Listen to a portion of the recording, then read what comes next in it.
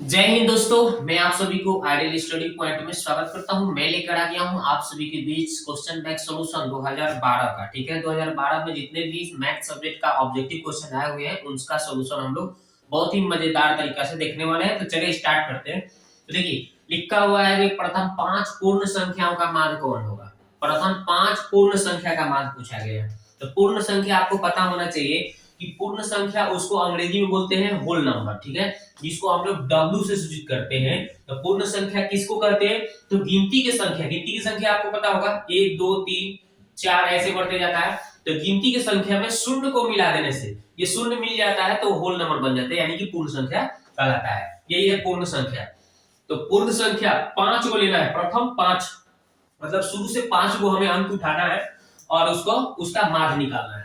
तो चलिए इसमें से हम 0 और एगो 1 और एगो 2 और एगो 3 और एक हम 4 उठा लिए, 5 हो गया, 1 2 3 4 5। अब इसका माध्य निकालना है।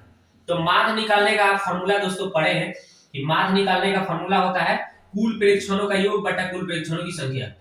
तो बस यहाँ पे वही हमने कंसेप्ट लगा लिया कि कुल प्रेक्षणों का योग। तो कुल प्रेक्षणों का योग यानी कि कुल जितना हमने जहां जितना बोला गया था वहां से 5 प्रथम 5, तो प्रथम हमने 5 संख्या ले लिया और पांचों को जोड़ दिया और 5 से भाग कर देगा, बस निकल जाएगा माध्य। तो इसको जोड़ने पर आ जाएगा 10 और 5 से भाग देने पर कितना आ जाएगा 2, यानी आंसर हो गया 2। ठीक है, तो देखिए ऑप्शन नंबर बी इसका राइट आंसर हो गया। ठीक है, ये इसका माध्य निकल गया। ठीक है, कुल प्रेक्षणों का योग जो भी संख्याएं होगा जितना बोलेगा उसको जोड़ दीजिए और जितना होता है उतना से भाग कर दीजिए। 5 बोला है तो 5 से भाग दे देना है, आंसर हाजिर। आगे देखते हैं। दो वृत्तों के क्षेत्रफलों का अनुपात दिया है तो उसका त्रिज्याओं का अनुपात निकालना है। तो वेरी सिंपल सवाल है, इसको आप आसानी से बना सकते हैं। जब भी वृत्त का क्षेत्रफलों का अनुपात दे, है ना, वो क्या है जी, क्षेत्रफलों का अनुपात दिया गया है। क्षेत्रफलों का अनुपात वहां पे आपको दिया गया है, कितना है 4:1। और आपको पूछा है त्रिज्याओं का अनुपात, किसका पूछा गया है, त्रिज्याओं का अनुपात। ठीक है ना, तो त्रिज्या का अनुपात निकालना है। तो कुछ नहीं करना है, क्षेत्रफल कहेगा तो बस इसका आप क्या कीजिए, वर्गमूल निकाल लीजिए। तो 4 का वर्गमूल 2 और 1 का वर्गमूल 1 होता है। Simple, very simple. इस तरह से अगर क्वेश्चन है तो आप यही ट्रिक फॉलो कर लीजिएगा।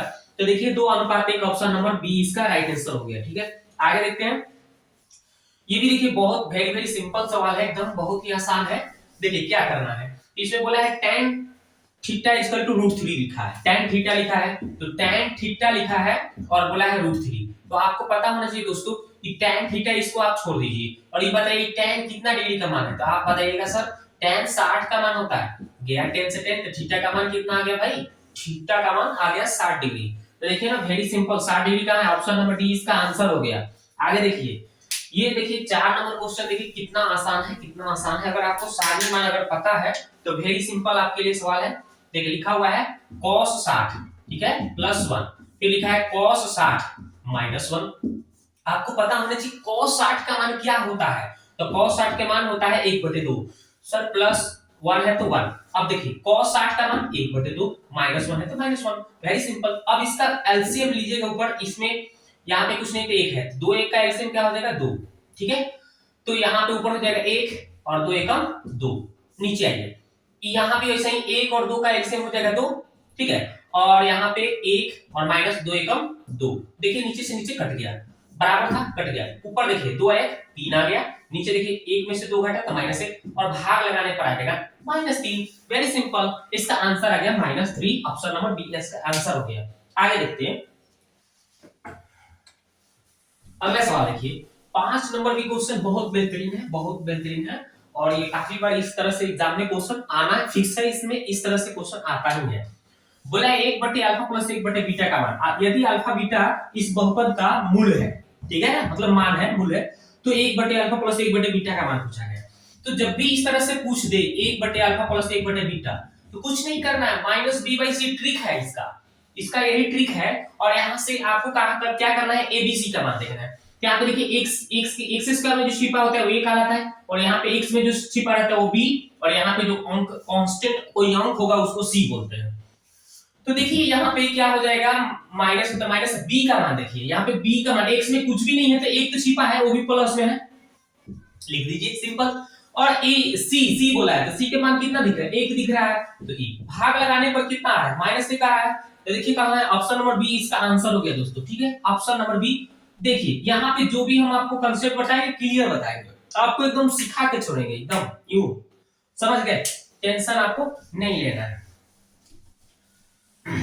मैथ मैथ बहुत इजी सब्जेक्ट है, थोड़ी सी अगर आप ध्यान दे रहे हैं। आगे देखिए, अगर बोला है कि एक द्विघात बहुपद के मूलों का योग बोला है, मूलों का योग यानी अल्फा प्लस बीटा बोला है, कितना दिया, और मूलों का गुणनफल यानी अल्फा इंटू बीटा बोला है। देखिए अल्फा मूलों का योग बोला है 2 और मूलों का गुणनफल -15।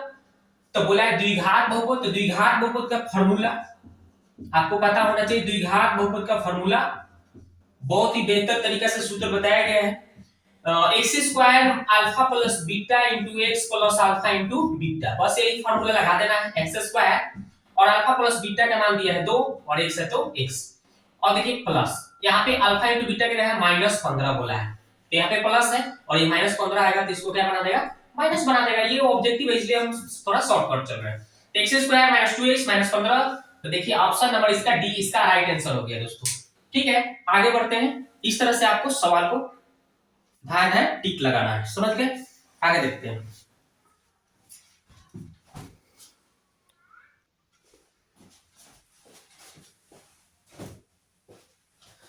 तो आप देखिए दोस्तों क्वेश्चन नंबर हम लोग 7 देखते हैं।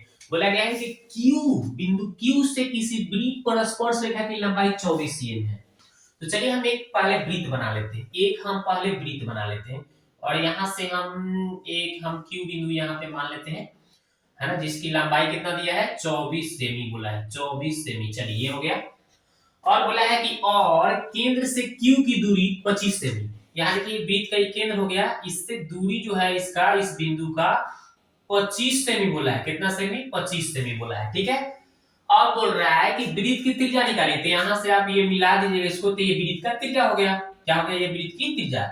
और आपको पता होनी चाहिए कि स्पर्श रेखा पर वृत्त की जो त्रिज्या होती है वो क्या कहलाती है, लंब होती है। लंब मतलब 90 का कोण बनाता है। तो 90 के सामने जो पड़ रहा है, ठीक है, 90 के सामने जो पड़ रहा है आपको पता होना चाहिए, ये 90 के सामने वो कर्ण कहलाता है, और नीचे आधार दिया है और ये आपको लंब निकालना है। तो पाइथागोरस अंकल बताए हैं कि अगर आपको ये लंब निकालना है ओपी, तो क्या करेंगे, ये कर्ण में से आधार को घटा देंगे, यानी कर्ण क्या हो गया OQ, उसमें से आपको ये PQ को क्या करना है, आधार को घटा देना है, आंसर हाजिर हो जाएगा। कितना है भाई 25 और ये कितना है 24। सिंपल, आप क्या करेंगे 25 का स्क्वायर 625 और 24 का स्क्वायर 576। अब इसको घटाएंगे तो आ जाएगा दोस्तों 49, और 49 का वर्गमूल होता है 7, तो यही इसका राइट आंसर हो गया 7 सेमी। तो कौन सा ऑप्शन हो जाएगा, ऑप्शन नंबर ए इसका आंसर हो जाएगा 7 सेंटीमीटर। ठीक है,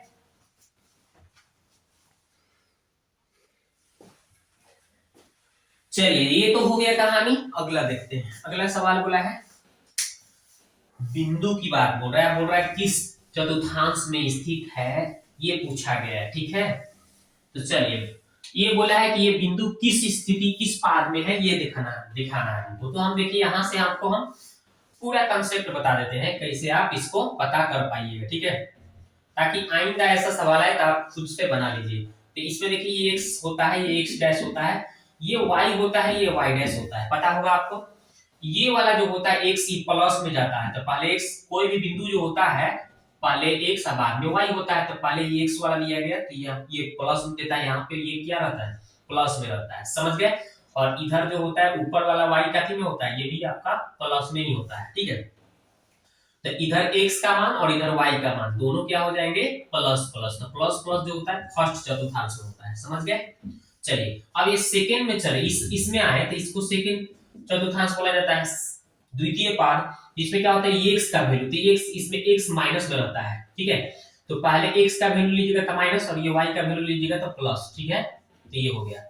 और ये तीसरे चतुर्थांश की बात करते हैं, तो ये देखिए इधर क्या होता है, देखिए ये x का मान पहले लिया जाता है, तो x का मान माइनस दे देगा, और नीचे y का मान जो होता है ये भी आपका y का जो मान होता है ये माइनस होता है ना, ये मूल बिंदु है, यहाँ लिख देता हूँ। ठीक है, तो ये भी माइनस में हो जाता है, यानी दोनों माइनस में होता है, तो इसको तृतीय चतुर्थांश।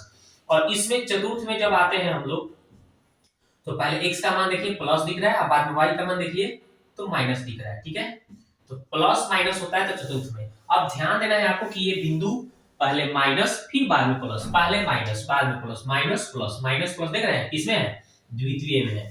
तो इसका आंसर हो जाएगा द्वितीय पाद। ठीक है, कौन सा हो जाएगा, द्वितीय पाद।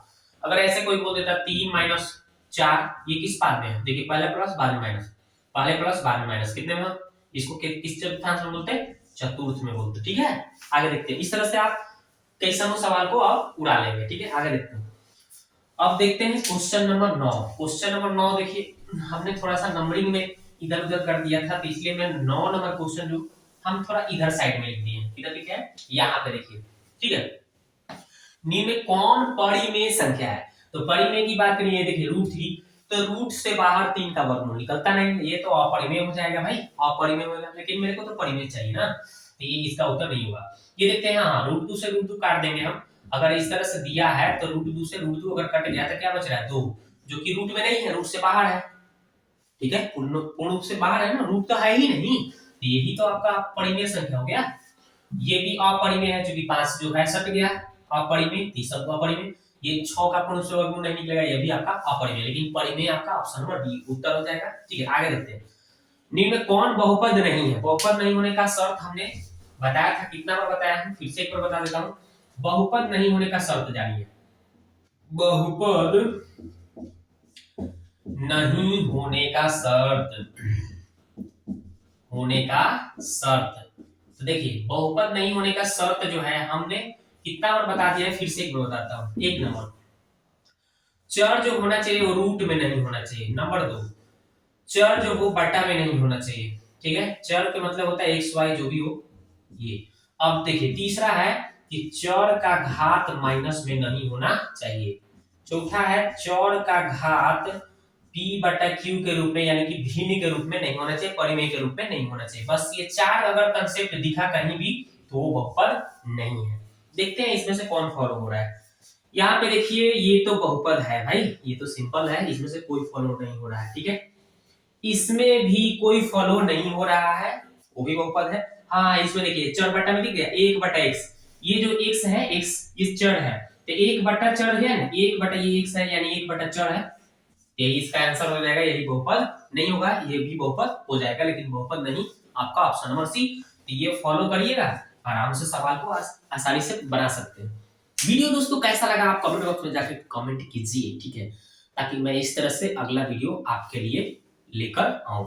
पहली बार है तो चैनल को सब्सक्राइब कर लीजिए, बेल आइकन की घंटी को दबा दीजिए, ताकि इस तरह से वीडियो आपको मिलता रहे और एग्जाम की तैयारी बेहतर करते रहें। बस क्वेश्चन देखें, बस हो गया। ठीक है, एकदम जल्दीबाजी में कैसे बनाएंगे हमने आपको पूरा कंसेप्ट बताया। अगर ऐसे कंसेप्ट सीख कर जाते हैं तो आप अपना रिजल्ट एग्जाम देकर आएंगे, उसी समय निकाल सकते हैं कि हमारा कितना मार्क्स आएगा, एकदम कॉन्फिडेंस के साथ। ठीक है।